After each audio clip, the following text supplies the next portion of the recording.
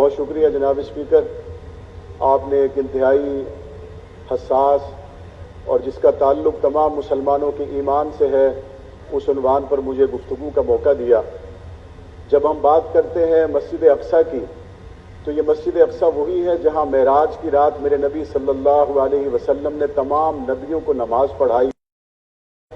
یہ وہی جگہ ہے جہاں حضور علیہ السلام کے تشریف لانے کے بعد حضرت عمر فاروق رضی اللہ تعالیٰ عنہ جب بیت المقدس کے دروازے پر پہنچے تو جناب اسپیکر ان سے لڑنے کے لیے تورات اور انجیل کے عالم تلواریں لے کر نہیں آئے، ان سے لڑنے کے لیے وہ نیزے لے کر نہیں آئے، بلکہ بیت المقدس کے تورات و انجیل کے عالم تورات اور انجیل کو لے کر آئے، اور ایک نظر وہ تورات کو دیکھتے تھے اور دوسری نظر عمر ابن خطاب کو دیکھتے تھے، اور وہ کہتے تھے ہماری آسمانی کتابوں میں اس شخص کا حلیہ لکھا ہوا ہے جس کے ہاتھ پہ بیت المقدس کو فتح ہونا ہے۔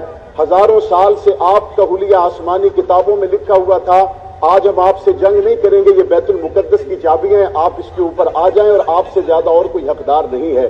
یہ بیت المقدس جس نے 1 2 3 4 سال نہیں ہزاروں سال کی تاریخ اپنے دامن میں سمیٹی ہوئی ہے۔ ایک صحابی نے اللہ کے رسول سے پوچھا، یا رسول اللہ بتائیے سب سے پہلے روئے زمین پر اللہ کا گھر کون سا ہے؟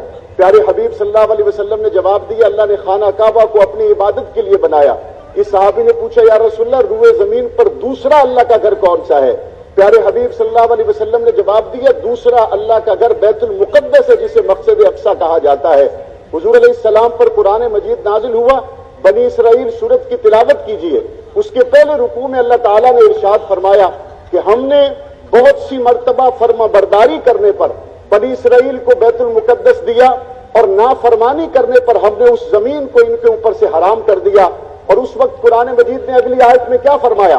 فرمایا اگر اس وقت یہ چاہتے ہیں کہ یہ بیت المقدس میں رہیں تو ان کو ایک آخری موقع دیا جا رہا ہے، اور وہ آخری موقع یہ ہے کہ یہ آخری نبی کی نبوت و رسالت پر ایمان لے آئیں۔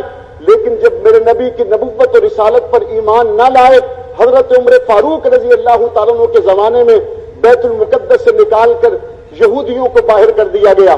میرے نبی صلی اللہ علیہ وسلم دنیا سے گئے تو کیا فرما رہے تھے کہ یہود و نصارہ کو جزیرہ عرب سے نکال دو۔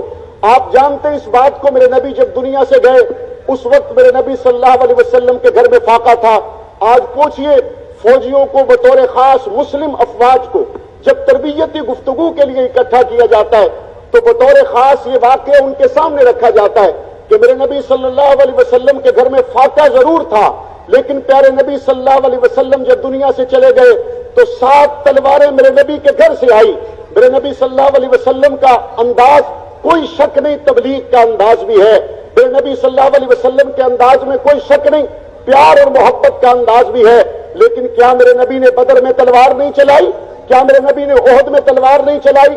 کیا میرے نبی صلی اللہ علیہ وسلم نے خندق کے موقع پر تلوار نہیں چلائی؟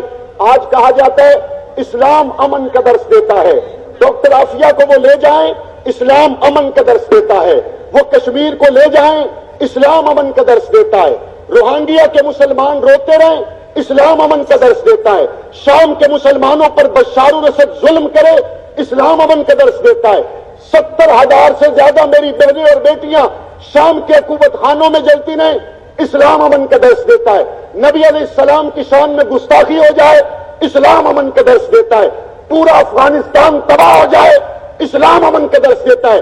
یہ کون سے اسلام کی باتیں کی جا رہی ہیں؟ یہ اسلام کے ساتھ مذاق ہے۔ میرے نبی کی زندگی میں صرف مکہ نہیں ہے، میرے نبی کی زندگی میں بدر بھی ہے، احد بھی ہے، حنین بھی ہے، خندق بھی ہے۔ میں رب محمد کی قسم کھا کے کہتا ہوں قراردادوں سے مسئلہ حل نہیں ہوگا۔ آپ نے ایٹم بم کس دن کے لیے رکھا ہوا ہے؟ صحابہ میری جان جزو ایمان میں جاؤں قربان